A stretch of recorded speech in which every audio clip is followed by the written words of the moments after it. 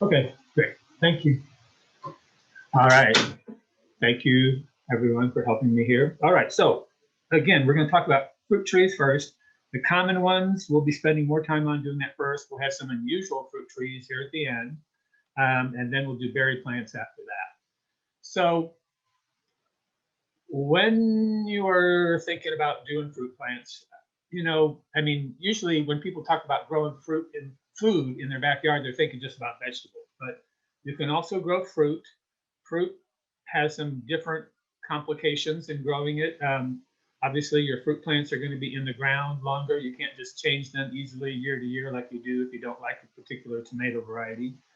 But it is possible to grow fruit. There's some difficulties with insects and diseases and things like that are different than vegetables. So that's the kind of stuff Matt will be talking about at his workshop. But you can grow fruit and you can be successful, and that's what we're going to try and help you with today. So it's important to have a good site for your fruit plants because they're going to be in the ground for a long time. We'll talk about that. We'll also talk about varieties and where to buy fruit plants and how to buy them, and also actual planting of them. So when you're figuring out where to plant them, you're going to want to pick a good site. They're going to be in the ground for a long time. So full sun is very important for fruit production. If you have less than full sun, you'll get less fruit. So it's just like when you're growing tomatoes, same thing. You also want to have a good deep soil, what we call a loamy soil. That just means a good topsoil, because fruit trees have deep roots, and you can make a raised bed to put them in, but you also just want to have good soil beneath that. So it's going to take some good soil for fruit trees.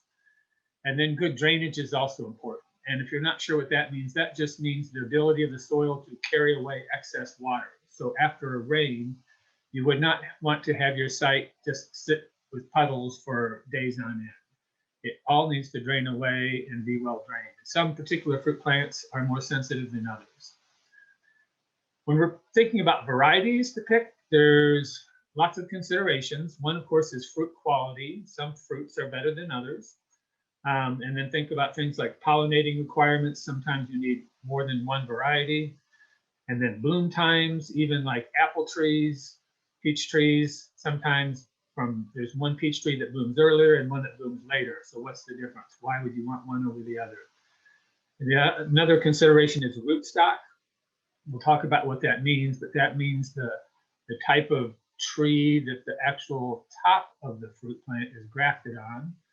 And then disease resistance, because lots of fruit trees are susceptible to diseases, and if you can plant ones that are resistant, that will just help make your life so much easier. As far as pollination, of course, bees pollinate fruit plants, and so bees are important.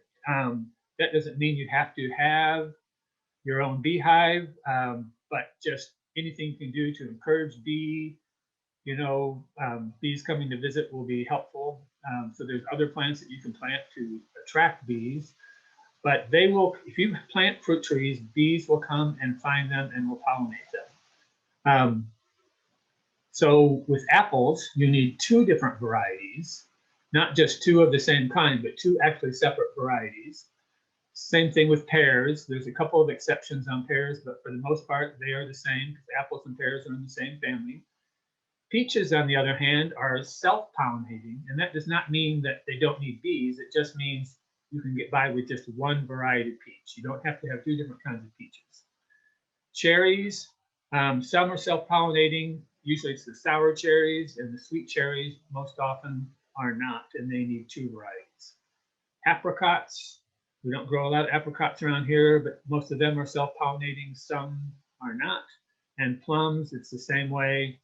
It's complicated. Because there's different types of plums. Like you might need two types of Japanese plums, but then there's European plums, there's native plums.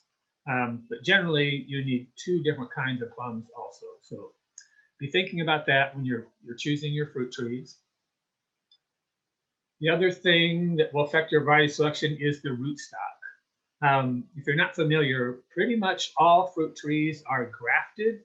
onto a rootstock. That's how you get the same kind. If you're wanting a Jonathan apple or a contender peach, they take a piece off another plant that is that type, and they actually graft it on. That means they attach it to the rootstock of an apple or a peach or a pear, whatever that plant is. And they do that for specific purposes. Often that's just to make the tree grow dwarf so it doesn't get so tall, because things like apple trees can get very tall. They can get 30 feet tall, and that's difficult to deal with. So put that on a dwarfing rootstock, and that will make that tree not get so tall. But also some rootstocks are adaptable to certain types of soils. Sometimes rootstocks also are disease resistant, which helps with the overall health of the plant. So lots of different reasons for picking rootstocks. I tell people when you're buying a tree, you should be able to tell what the rootstock is. Now, not all nurseries will do that. And the better nurseries, if you're ordering online, will do that. We try to have that information on our website when you're ordering trees through us, because then you just kind of know what you're getting. And that especially will affect the dwarfing or the ultimate size of that tree. As far as buying fruit trees, the most important thing I tell people is to buy the variety you want. Because if you just go to the store, like, you know, a big box store, a home improvement, or even a nursery, they're going to have a really limited variety of fruit trees there. And so if you just think, well, they're all the same, it doesn't make much difference, you're going to end up with a tree you're probably not going to be happy with. So you want to pick a variety you want with the characteristics that you want. We'll talk more about what that means. Just because your fruit tree is going to be in the ground for many years, and hopefully you'll be producing for many years. We're talking maybe, you know, 15, 25, maybe 50 years in some cases. So it's a long-term investment, and you just want to make sure you're getting a good tree with all the characteristics that you want. And when they sell fruit trees, they come in different types. Lots of trees at nurseries today are coming in containers. And so like you see this one over on the right here, this is a tree that's growing in a pot. You don't see the kind in the middle as often. That's called balled and burlap. That's where they grow the tree out in the field, and then they dig it up and cut off the roots, and, you know, it comes with a ball of earth around it. That's more like typically shade trees. And then of course the other way you can buy trees is bare rooted. That means with no soil around it. And that looks a little scary because you think, what's going to happen to this tree? Is it going to dry out? So when you're ordering fruit trees online through a catalog, typically they will come in bare rooted like that. And when you order fruit trees through us, they will be bare rooted. And that is the easiest way to plant fruit trees. And I'll explain a little bit more about that here in a minute. And actually, no, the slide is right here. So container trees, the problem is, anytime you grow a plant in a container, the roots are going to swirl and kind of spiral inside there. You can see in this picture on the left how those roots are all tangled up, and you can tell it was growing in a pot. And so look at this tree on the right here. You can see how big that tree, and if that tree was growing out in the ground, those roots would be spread way out. They would not be all crammed into that little pot. So because, you know, fruit trees have woody roots, not like a tomato plant, this can be a problem. And so I recommend never to buy a plant that's grown in a container, just for this very reason. You can, if there's a new kind of container out, and we do some of our growing in containers when we're planting some of our fruit trees for fall at sites, we grow them in a smart pot. And that's a totally different kind of pot that doesn't do this. It doesn't have the roots spiraling. Sometime if you're interested in seeing what that looks like, we can show you that at our office. But as far as plastic pots, avoid trees that are grown in plastic pots. Bare rooted trees are so much better. Just looking at this picture right here on the right, you can see what those roots look like, how they're spread out. If those were all crammed into a pot, that tree would not be doing well. When you order your trees, if you're ordering them through the mail, they'll come in a box like this. They'll be all wrapped up. Hopefully they will be moist. Usually they package them in plastic like this so they're nice and moist, the roots will stay moist.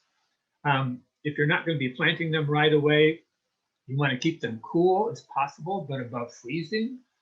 So maybe in a cool garage, when it's this cold outside like it is right now, you would definitely want them indoors somewhere, maybe a basement or a garage. The other thing, before you plant, you're going to want to pre-soak them in a bucket. I think maybe on the next slide, yeah.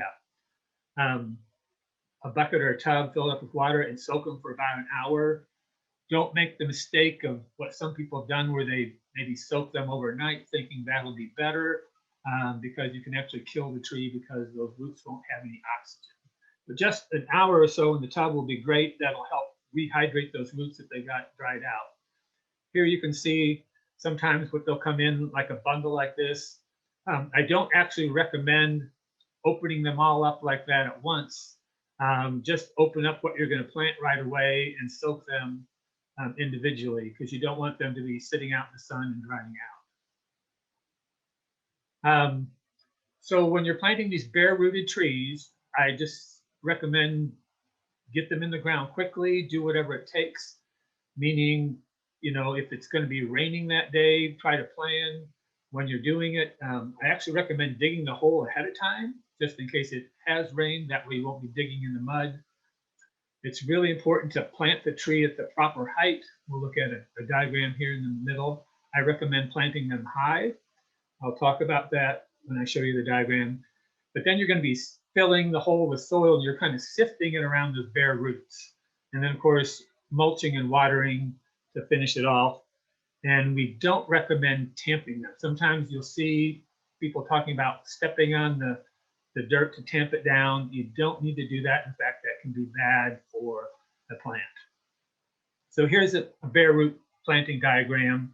And here you can see what the roots look like. When you're doing it, what I recommend is you kind of make a cone of dirt, like a little mountain over here, and then you're setting the roots kind of over that so you can spread them out like that. Those roots aren't shaped very well, but you'll get the idea. But it's very important. Here you can see how there's a little crook in the neck of this tree, and that's actually where it was grafted. That's called the graft union right there. And you want that graft union definitely to be up in the air and not down at the soil level. And people sometimes plant their, like if you plant this tree right at this height right here, what happens is when you water this tree is going to sink down, and then it's going to be down deep, and that graft union might be down deep.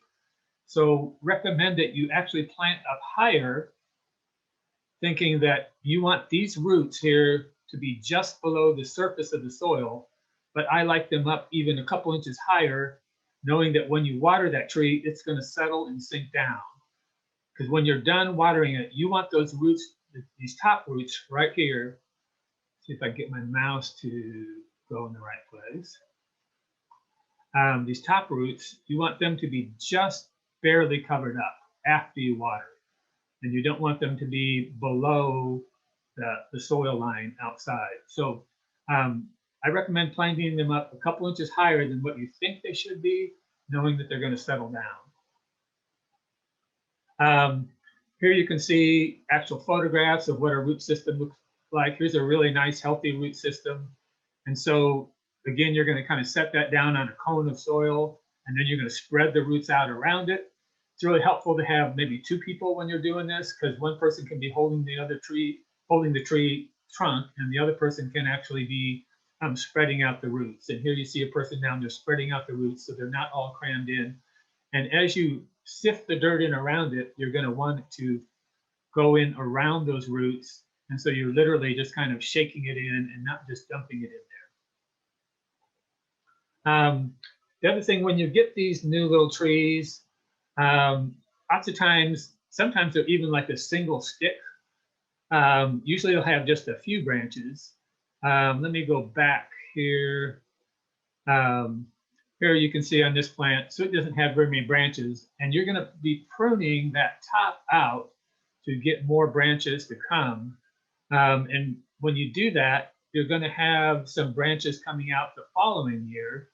Matt will talk more about this, but branches will come out following year at the top where you did that pruning. And you might get 3 or 4 coming out all at one place, and you're going to need to remove some of those so that you don't have them all growing at the same point. So just wanted to show you that, knowing what's going to happen eventually. As far as pruning apple trees, you know, you're trying to create a good structure that will be able to hold lots of branches in the proper places that they won't be crowded. Here you can see this tree on the left. If you just let that grow as it is, those branches are going to become too crowded, and those branches will not be able to support a lot of weight. So you're going to prune this. Matt will talk more about this in his workshop, but you're trying to get a good structure. The other thing is to think about branch strength. You're looking for a 45 to 60 degree angle to get strong. If you get you know, greater than that or less than that, you'll have branches that are not as strong. They won't be able to carry as much fruit weight. So apple trees, you're going to have a central leader. Pear trees, you'll have a central leader, but with peaches, you're going to have this vase shape that you're looking for, and you'll be pruning this when you plant your tree. So you're going to cut it back. You're going to try and get 3 branches to come out the next year and have this vase shape with an open center, because peach trees need lots of sunshine on the interior in order to help fruit ripen and to produce more fruit. That's just kind of a real simple introduction to pruning. There's a lot more to it, and Matt will teach you more about that. It's also important to mulch your trees afterwards, just because young fruit trees do not compete well with grass growing around them. If you just let the grass grow up, they'll be taking nutrients and moisture from the trees, and the little fruit trees will be struggling. You do want to avoid putting mulch right up to against the trunk. You can see in this picture how it's open down right around the trunk. But the mulch will help keep the grass down, will also help the moisture be retained so the plant will dry out. We also tell people to mulch properly. If you'll look at almost every landscape tree you see planted, you know, at a shopping center or business, office business, it's going to be improperly mulched. You'll see this on the right where they kind of keep the mulch way up high on the trunk. The problem is that's holding in moisture around that trunk, and that can make the crown of that tree more susceptible to rot and fungus. But that's especially important with fruit trees because you have this graft union down here, and you don't want that to be covered up. So again, see how that mulch is not very high. It's only like 2 to 3 inches high. And then right around the tree, it's not high at all. You want it to be bare. That will just be much better. And so this is the proper way to mulch your tree here in that left picture.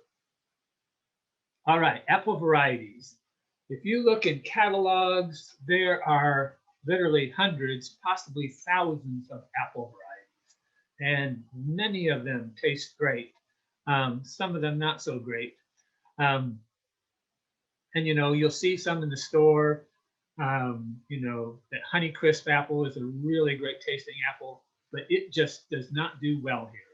It's not adapted to our summers. It's too hot, and also it has disease problems. So it's really not a good choice. But a lot of the nurseries right now are selling Honeycrisp apple. If you go to a local nursery, that's probably one they'll be selling.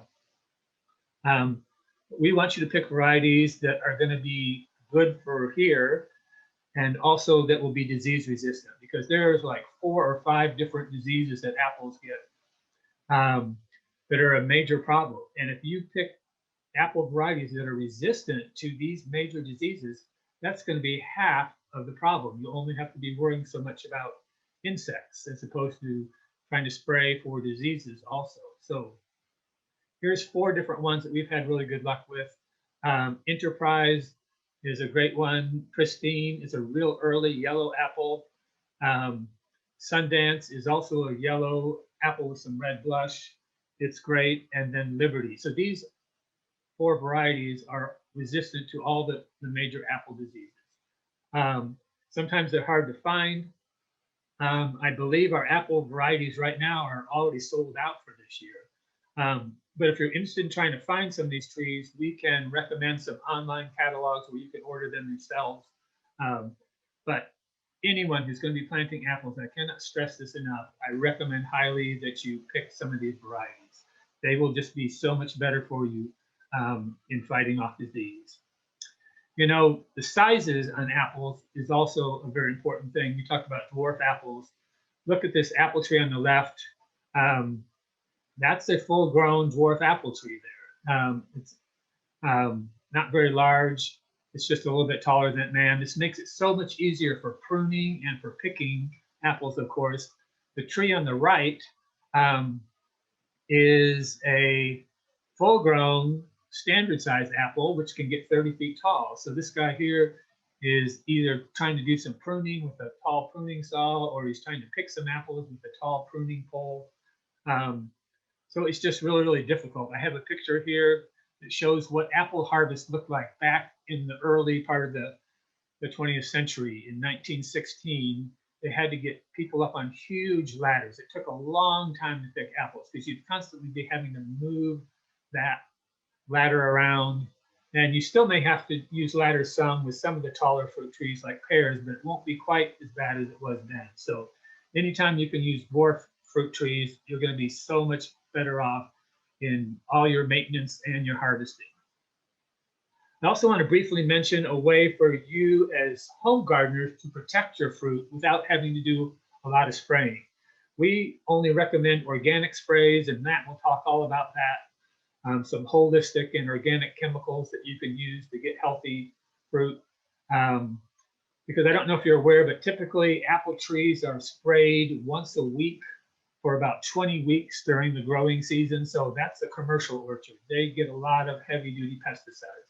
At your home, you can avoid that by using organic sprays. Or another thing you can do is use bags to prevent the fruit, protect the fruit. If you haven't heard of this, basically what you're doing is putting a tiny sandwich baggie around the developing fruit. This works well with apples, pears, and Asian pears. Does not work as well with peaches and soft fruits, although there's some cloth bags that you can use for that. The idea is you put this bag around the fruit while it's very small, and you also clip the corners of the bag. I don't know if I have a picture of that, but the top corners, which would actually be the bottom of the bag, you clip them off to let a little bit of air in. And then I also like to clip it here right around the stem so that the bag will actually close better. And then this little fruit grows inside the bag where insects can't get at it. And it actually works. I've done this. You get really nice developing fruit with no bug problems on it. You just have to make sure you get it on there early enough when that fruit is like the size of a marble or smaller. It can look pretty crazy, and it takes a lot of time, but it also takes time to spray. If you're going to be spraying your fruit, that takes time. So as a homeowner, if you have just a couple apple trees or a couple pear trees, this is something you can do a lot of. And you can see what it looks like. Then you have this really nice organically grown apple with no blemishes that you can then just store in the refrigerator. All right, pears. So these are European pears, that typical pear shape as opposed to the Asian pears. If you go to the store, you're going to see these standard varieties like Anjou, Basque, and of course the very famous Bartlett pear. And these varieties are not recommended for growing in our area because they are susceptible to a bad disease that pears and apples can get called fire blight. It's a bacterial disease. It can really wipe out your trees. So do not plant these varieties. The varieties that we do recommend, and these are some that we carry, are Sunrise, Warren, Harrow Sweet. These are all great pears, just not as well known as those other ones, but they are blight resistant. And this is super important. You only want to plant blight resistant pears. There are other varieties that are blight resistant. Usually that'll be in the description when you're reading about it in the catalog. Asian pears are wonderful. If you've never had Asian pears, I recommend you try them. At least try eating them first and then see if you like them, but most people like them. They kind of fool people because they're not shaped like a regular pear, like a European pear. They're round like an apple. And some people are confused. They think that it's a cross between an apple and a pear, and it's not. It's just a separate species of pear. from Asia. They're relatively low maintenance. They don't seem to have as many bug problems as apples do. And they're just also super productive. I mean, just look at how many pears are on that tree there. And you can produce lots and lots of fruit with these things. Here are some recommended varieties that we've had good experience with: the Chojuro, the Korean Giant, and the Yoanashi. And we carry these varieties at Kansas City Community Gardens. Peaches are wonderful fruits. Obviously, we love peaches. I don't know if I've just had really bad experiences buying peaches in the store. They are terrible. They're always hard as a rock, and they may ripen. You let them ripen up and they get soft, but they're just not sweet. If you buy from a local farmer at a farmer's market, you can get much, much better peaches. But you can grow peaches in your backyard. The thing is, we are not in perfect peach growing country. We get frost here that lots of times will kill the blossoms on peach trees. And so there are years here that you can't really buy local peaches very much. Here you can see some peach trees in bloom. They're very beautiful. Peach trees bloom earlier than apples. Apples and pears tend to bloom later, so they generally don't get hit by the frost, but peaches, it's not unusual for them to get frosted. So we recommend varieties that bloom later. Here's several varieties. One is called Harrow Diamond, True Gold, Contender, Flamin' Fury. I think we've been carrying the Harrow Diamond and the Contender here. We also carry one called Red Haven, which is kind of a standard peach, really good variety that's well known around this area. It's not as late blooming as the others, but it's still a really great peach and worth growing. So, but these ones that bloom late are definitely better in the sense that you'll have a better chance of getting peaches every year, as opposed to regular peaches. Maybe you'll get peaches maybe 3 years out of 5, and 2 years you'll lose because of the frost.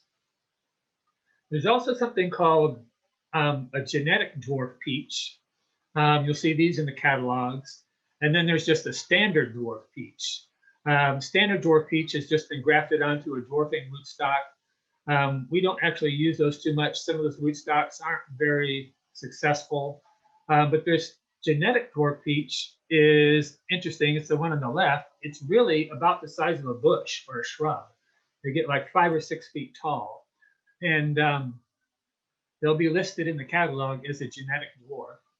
And they do not bloom late, but because they are so small, you could actually cover these trees up. If there's an impending frost, I've seen it where people will like throw a blanket over them when they're blooming and cover them up.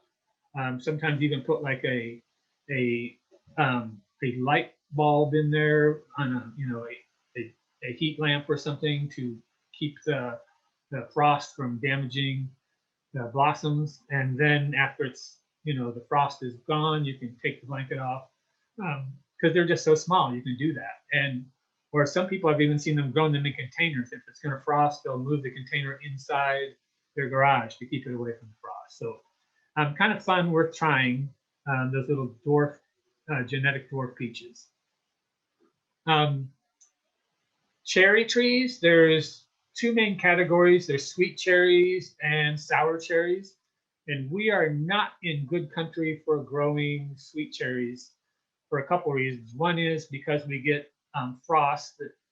They're very susceptible to killing frosts. They bloom early.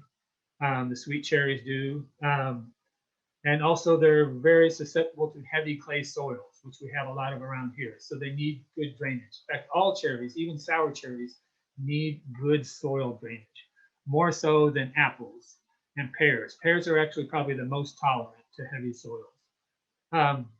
Here's a couple common varieties of sweet cherries you'll see in the catalogs. Of course, Bing cherries, everyone's heard of them. Compact Stella is a sweet cherry that's dwarf, not too big. But even those trees, tend to bloom pretty early. There is a variety called Black Gold, which is a sweet cherry. It blooms later. It's also self-fertile, self-pollinating. So it's a great variety if you are going to try and grow a sweet cherry. There's also some Hungarian sour cherries out there. There's 3 different varieties: Danube, Balaton, Jubileum, um, that are they're larger than typical sour cherries. They're sweeter than typical sour cherries. They're developed from some varieties from Hungary. So they're definitely worth looking at and growing some of those too. But your common sour cherry or pie cherry, they're called sometimes. Montmorency is the famous one. That's the one that we're carrying this year. They obviously use them for pies, but also good for lots of other things. I actually like to eat sour cherries just fresh. They are sour, but I think they're tasty. And then there's the North Star Dwarf sour cherry. There's a picture of one in flower. Of course, all fruit trees are very beautiful when they're in bloom, so they kind of double purpose. Like there are ornamental trees, like a flowering cherry that doesn't produce fruit, but why not just grow one that has flowers and fruit? So in addition to the tree cherries, there are also some bush cherries, and we'll talk a little bit about those because we're very much impressed with bush cherries. But when we talk about the berry plants, the small fruits, we'll talk about bush cherries. Apricots, we're not too much in apricot country here, just because they bloom even earlier than peaches. But every now and then you'll see a apricot that is producing well, and that's just because it typically blooms later. If you look on the internet, you can find some. We can help you find some varieties if you're really interested in trying to find some late blooming apricots to plant. Plums, a lot of them bloom pretty early, and again, they're complex. Like there's Japanese plums, there's European plums, there's hybrids, there's native plums. These are some that Matt Bunch, our Give and Grow horticulturist, likes. He likes that Shiro. It's a Japanese plum. The Damson is a pretty good European plum. That American beach plum, it's a native variety, also is a good one too. So plums you don't see as often here, but obviously if you like plums, they're worth pursuing. And of course, they're very beautiful when they bloom also. Now here's a few of the trees that are more unusual. You may not have tried them. Pawpaw trees. It's a local native tree that grows here in Missouri and Kansas. Excuse me. You do need 2 different varieties for pollination.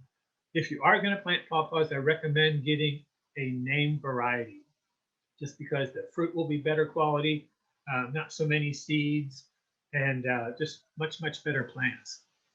So they're available in catalogs also. Mulberries. Some people say, why would you want to grow a mulberry? Because they sprout up all over the place and make a mess. But there are some good varieties of mulberries. We have a really special one in our children's garden. It's a dwarf variety that's very sweet and worth growing. So it's worth looking at mulberries, especially some people grew up eating mulberry pies and they like them. Fig trees are something that most people have not grown or seen around here because we're not really in fig growing country, but there are some hardy varieties. The hardy Chicago is one that we've had a lot of success with, but also with some of these other varieties like Peter's Honey or Stella. If you've never had a fresh fig, they are incredibly good, worth growing. What happens with figs, and Matt may talk more about this, is the top of the plant is not winter hardy and may die completely. And so in the spring, you're going to be cutting it back to the ground. It will grow up again, and then it will have figs along the stalks. Like you can see these little figs on the right here. And some of them will not ripen, but the ones farther down, the oldest ones, will have time to ripen. And a fresh ripe fig is really tasty. So recommend that to trying figs if you haven't. Persimmons, there's native persimmons. There's also some improved varieties. Some of them have some Asian parentage in them. If you haven't had persimmons before, if you're going to try to grow them, I recommend getting a named variety. You're going to have better luck than with just planting seedlings. And then Jujubes. Here's another one that a lot of people have not heard of, and this is a really easy plant to grow, very low maintenance. You do need two varieties. Sometimes it's called Oriental date or Chinese date, because when they're dried, they're kind of chewy like a date. You can eat them fresh.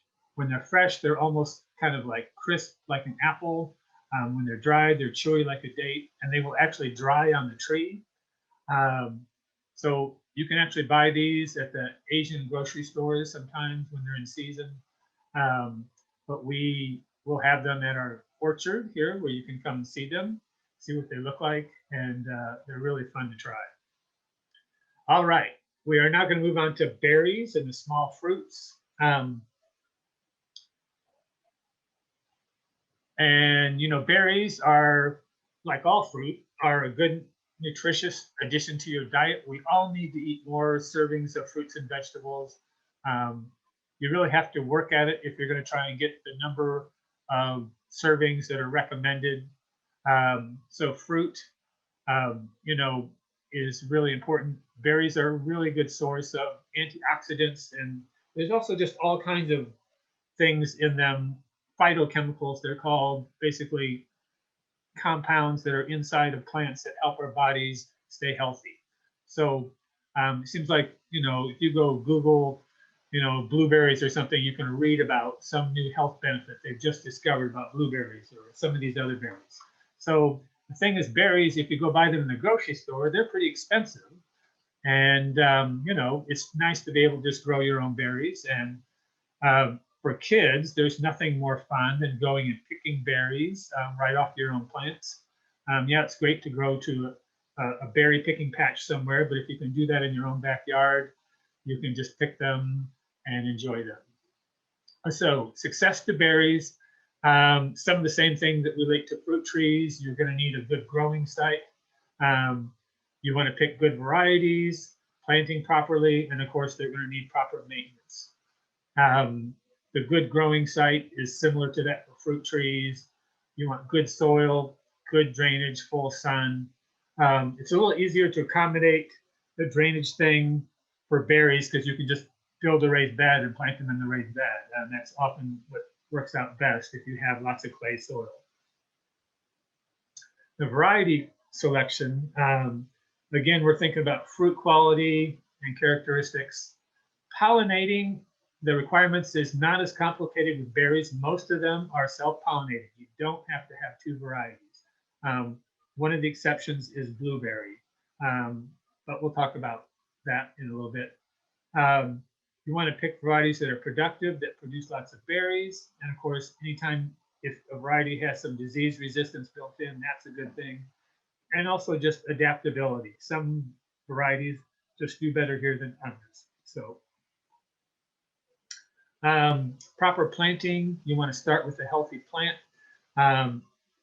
You know, you can buy container plants. We'll talk about that here in a minute. And of course, planting at the right time. You know, you can go buy a container plant of a berry plant in July, but that's not the best time. Generally, spring, March and April, late March, early April are good times for planting berry plants. And of course, if you're doing the bare root ones, you want to spread those roots out. And then afterwards, after you plant them, you want to water them thoroughly to soak them. Berry plants aren't quite as big a problem in containers. Again, it would be better if they use those smart pots where you don't get the root spiraling happening. But plastic pots, you know, lots of times you'll find berry plants growing in plastic pots, and you can cut the roots and trim them and spread them out, and they will be fine if they haven't been in their containers too long. So bare-rooted berry plants, when you order them through the mail, or if you order them through us, are going to come and they're going to look like a little stick, just like this. And it looks kind of scary, like you wonder, is this thing really going to grow? The ones on the left are strawberries. On the right, some raspberries, and actually blackberries would look pretty similar to that too. So they won't look like much, but when you get them in, if they come in the mail or you get them from us, keep them in the refrigerator until you're ready to plant them. Here's a schematic diagram. It's kind of a generic plant. I think it's supposed to be a raspberry possibly. But it just shows you again, you know, you're going to want to plant it so that the roots are just barely covered up. And then there'll be flowering canes that will be growing as the plant develops. So you can plant berries in a row, like at a berry patch, or you can just plant 2 or 3 together. I usually recommend if you're going to get raspberries or blackberries, you get at least 3, just because beyond that, if you have less than that, you're not going to get very much production. You're probably not going to be very happy. They don't take up a lot of space, and it's worthwhile to have several. You can also plant them in raised beds, give them lots of room to spread out. And mulching is very important to keep down weeds, but also to keep moisture in. Berry plants also just fit real nicely in the landscape. Some of them are very attractive. They have flowers, some like raspberries and blackberries, and are maybe not the most attractive plants, but still they can fit into a nice landscape anywhere in your yard. All right, now we'll talk about some specific varieties. Some raspberry is probably one of the most successful small fruits you can grow. And these are red raspberries here, which of course are very tasty. They also come in some other colors. There's black raspberries, like these over here on the right. There's purple raspberries, and there's golden and yellow raspberries. I would say probably the easiest ones to grow are the red raspberries, and the fall bearing type, as opposed to the spring bearing type, are the best. We have a couple of varieties. One is Heritage, one is Caroline, that are very good because they just produce a lot and they're easy to prune. Those fall bearing ones are easy to prune because you just cut the plant back every spring to cut down all the previous year's growth.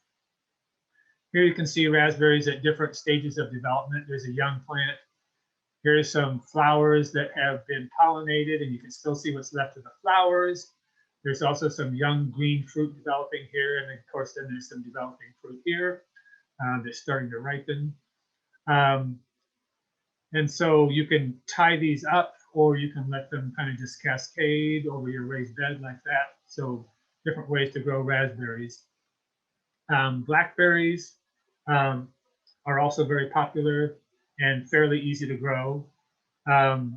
There are some varieties that are primal cane producers, which means they will fruit the first year, like or fruit on the first year's growth, like the fall bearing red raspberries that I was talking about. But if you get primal cane blackberries, they will have thorns, and I'm also just haven't been real pleased with the production from them. So blackberries will be biennial, meaning they'll grow a tall cane the first year, and then the second year they will produce fruit. So it takes a little while. There's a whole bunch of new varieties of thornless blackberries out that are super, super productive. So besides the fact that they don't have thorns, which is great, makes it easier for picking, they just are super, super productive. And we have some really good varieties of that available also. Strawberries, also very popular. It's not really a shrub, it's a herbaceous plant, grows to the ground. They spread by runners. I do recommend strongly that you mulch your strawberry plants because you don't want your fruits sitting on top of bare soil. They will tend to rot much quicker. There's different types of strawberries.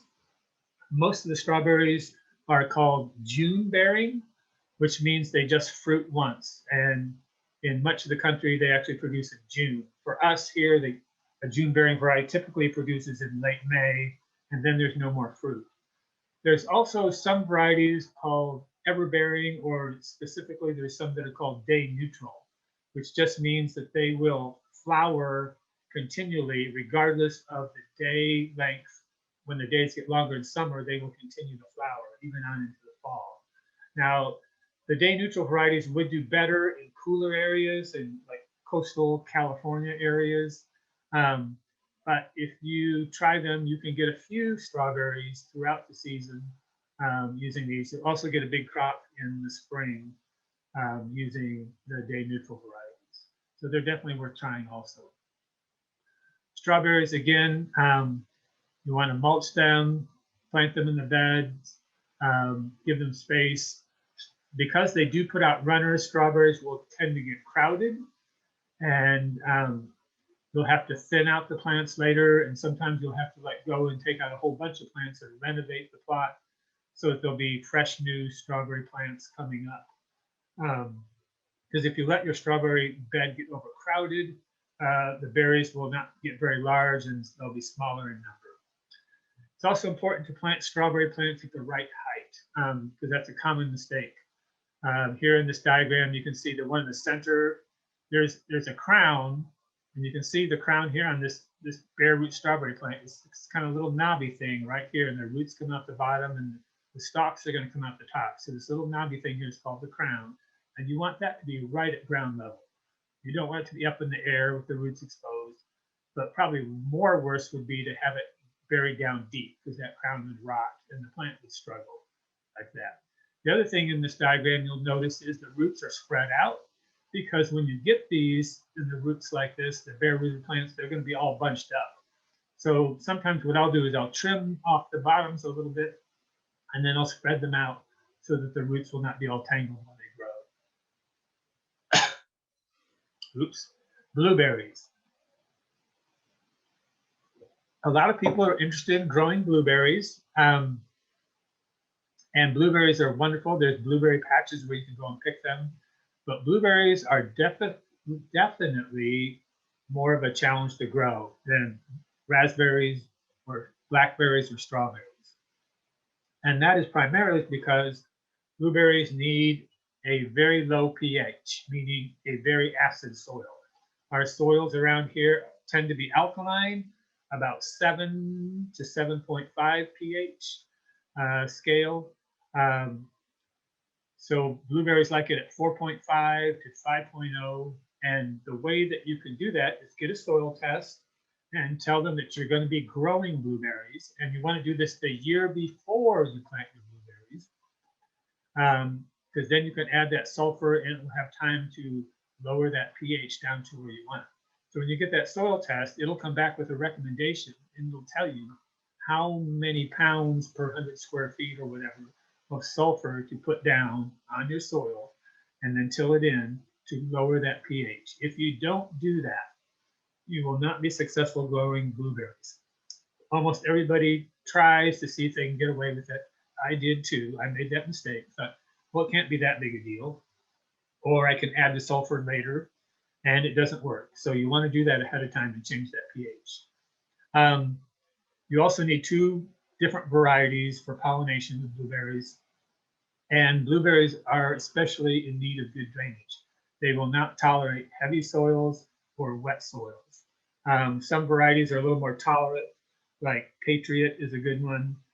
There's some others that are more tolerant, but still you want to have good drainage. And then ironically, even though they don't want to be too wet, they also don't want to be too dry. So you want to make sure you mulch them, and that will help them from drying out too quickly. But a raised bed is generally the way to go with blueberries. You also want to select the proper plant type for your area if you're buying through a catalog, because there are some blueberries that specifically are for the South, sometimes called rabbit eye blueberries, and they aren't hardy here. And then there's also northern blueberries, which are dwarf and really do better in a colder area, like up in Maine or Minnesota, and you don't want to pick those either. So ours are just called high bush blueberries. So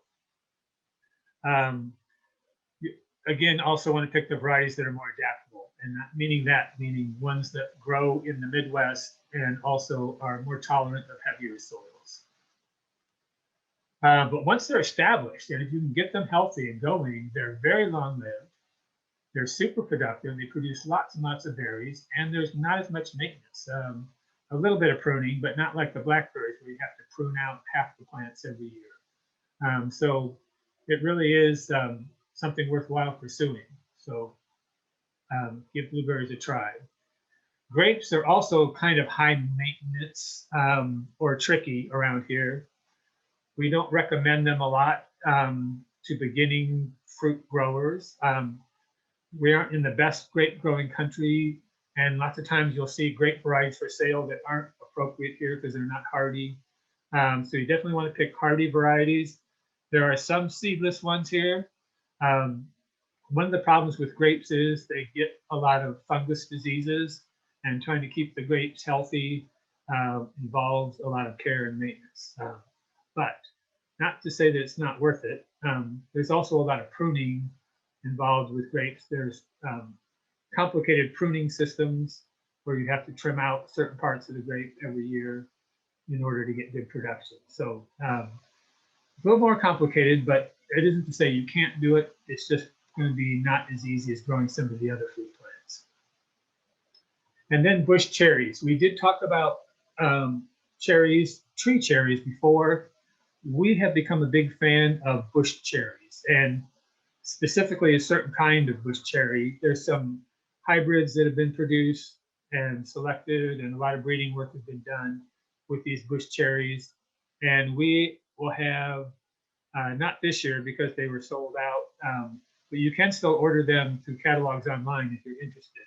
We can help you find a source for these, but typically we will carry these, and we have some growing in our demonstration orchard so you can see what they look like. But these shrubs get about 5-6 feet tall. They have full-size sour cherries that actually are sweeter than regular sour cherries and a little bit larger. And they also don't seem to get attacked by the birds as much. Possibly that's because of the heavy leaf cover. The foliage is dense, so they're not quite as visible. But not a lot of maintenance, easy to grow. You only need one variety, you don't need two. So you should definitely check them out, look at them, they're worth trying. And they're just really fun for kids because they can just pick all these cherries without even having to climb on a ladder. Serviceberry is a less well-known. So these last few berry plants are less well-known, but worth looking at. Serviceberry is a native Missouri plant. There's tree forms to it, there are shrub forms to it, and these berries are small. They look in appearance sort of like a small blueberry, but they are not the same as blueberries. They do have a little seed in them, but you can eat the whole fruit, seed and all, because it's not too large. And sometimes they're called June berries. Sometimes they're called Saskatoon. It's a Native American name for them. But they are very productive. You'll see them growing in public landscapes. Like if you go to Loose Park, you'll see some growing. You can even taste them there. But they're fairly easy to grow, fairly low maintenance, and just kind of a different shrub. And they're used a lot in ornamental landscapes. So they're a good plant for edible landscape. Another less known shrub fruit is the Goumi berry. And we have some of these growing in our children's garden.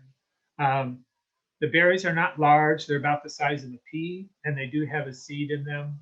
And they have kind of a sweet, tart flavor to them that's very tasty, almost citrusy, you know. They produce lots and lots of berries, more berries than you can ever pick. And so I recommend this as for an edible landscaping plant. The fruit is very tasty. Come visit us this year. I think in June is about the right time, and you can try tasting them and see what they're like. Lots of times people are interested in growing currants. There's red currants and black currants. And you can grow them here. They're not super adaptable.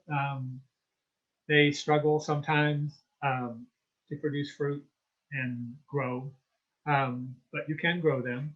But there's another kind of currant that's easier. It's called the Clove Currant, and you can purchase plants through these in online catalogs. And they look black, but it's a different species than the traditional European black currant. These are actually native here in Missouri. They have these beautiful yellow flowers in the early spring that are fragrant, very fragrant, smell kind of like cloves. And then they produce handfuls of these really nice currants, which are very tasty and delicious. So if you want to try currants, this is the one I would recommend. And gooseberries, which are related to currants. Many people grew up picking wild gooseberries and having gooseberry pie. And people used to think of gooseberries as being very sour, and they are. There are some newer varieties that are improved, and if you look at this one in the lower right-hand corner, you'll notice that when it's ripe, it actually turns red or rose-colored. And I like these varieties that they're sweeter. If you just want to eat a gooseberry fresh, you know, they are better tasting than just the green ones that are very sour. But they're, you know, something different, and they're good sized fruit. If you're going to try them, I definitely recommend picking some of the improved varieties. And then our last plant we're looking at here today is the hardy kiwi. And most people have had fuzzy kiwis. There is another species that is smaller. You can see the size of these. They're kind of like the size of a grape. And instead of having fuzz on them, they have a smooth skin. So you eat the whole fruit. When you cut them open, though, they look just like a regular miniature kiwi. They've got the green with the little seeds in there. And they're very, very tasty, very nutritious. But you do need a male and a female, although you can have one male with several females. But they do need to be grown on a trellis, and there's pruning systems involved. You can see in that left-hand picture, they're growing up on this trellis, and they've been pruned. So we are actually growing some of these in our demonstration orchard. So if you want to see what they look like, you can try them. Matt Bunch has grown them successfully before when he was out at Powell Gardens. So we're kind of excited about those. It'll be fun to watch them grow also. So just something a little bit different to try. All right, so our last slide here. Well, actually, before I get to that, just want to mention the Giving Grove. If you're not familiar, here at Community Gardens, we have several different programs. We have our home gardening program.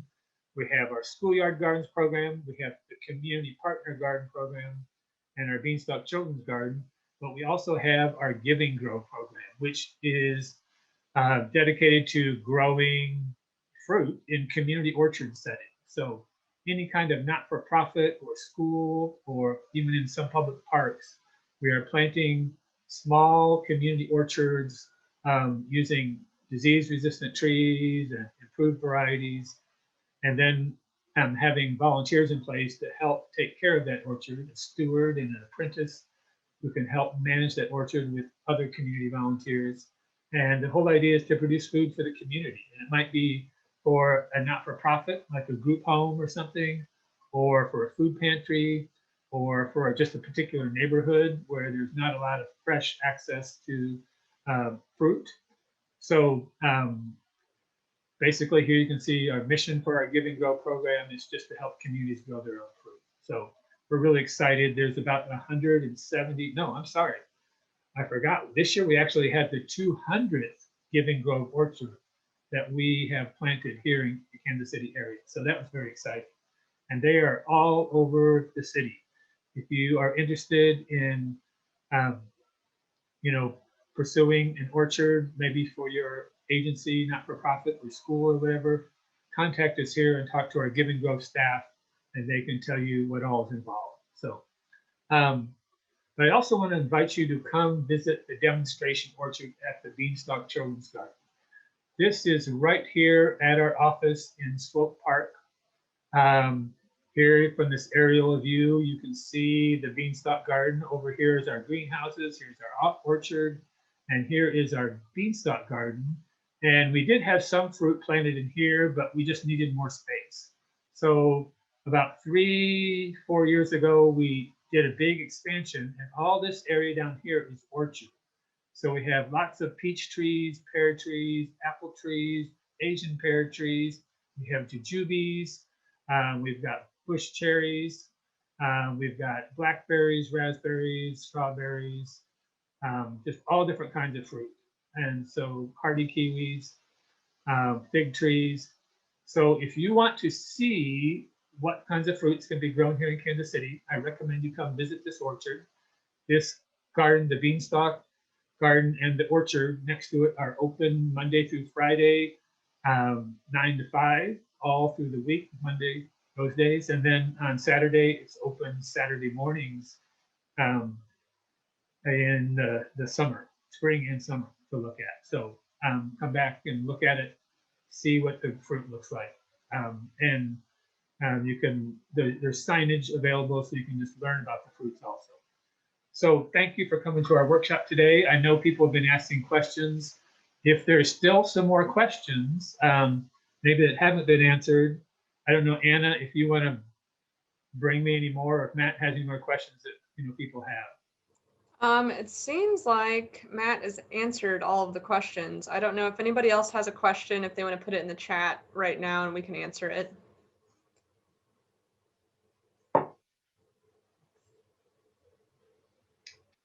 And you can contact us later. Feel free to email or call if you have questions throughout the season. Because that is definitely something we want to do, is help people to grow their own fruit. And the Giving Grove does workshops for the stewards that aren't necessarily open to the public, but we will have these other 2 workshops coming up in the next few weeks for home gardeners. We do have a question asking if you can review about prepping for blueberries. Yes. So again, you would want to do this the year before, and I would recommend constructing a raised bed. And in that raised bed, you are going to have some high organic soil. Sometimes people will add extra peat moss, but for sure you want to have lots of organic matter. But then the year before, you're going to get a soil test and send that into the university and tell them that you're growing blueberries. It will come back with a recommendation of how much sulfur to add to that soil. And when it comes back, then you can measure out, spread the sulfur out as evenly as you can over the top of the soil, and then you're going to till it in. And this will all be done ideally the summer or the fall before you're going to plant your blueberry plants. And then you'd plant the blueberry plants the following spring. And that's pretty much it. Again, you want to have good drainage even underneath your raised beds. Another person asked about netting for small fruit trees, but Matt actually just answered saying that he's not a big fan of netting and like scare techniques better. Like yes, and I totally understand that. Although I would say there's been times when I had good luck using netting, and one of the concerns with netting is that, of course, sometimes often birds will somehow manage to get in underneath, and they will get trapped, and then that's just a bad scene. It's not good because it never ends well.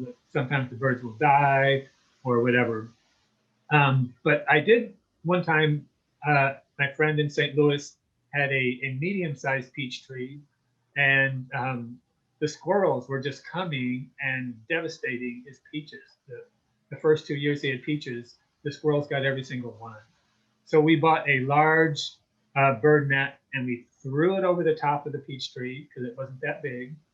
And then we tied it at the bottom and secured it. And that did stop the birds from getting in. And that stopped the squirrels from getting in. And then when it was time, he was able to pull the netting off and harvest all his peaches. And it worked great for that. So it can be successful. We really don't have too much netting problems like with raspberries. It seems more like blackberries. So yeah, the scare techniques are helpful for that. Great. I don't see any more questions, so I think that might be about it. Okay, thanks everybody. Appreciate you checking in. Great, thank you everyone.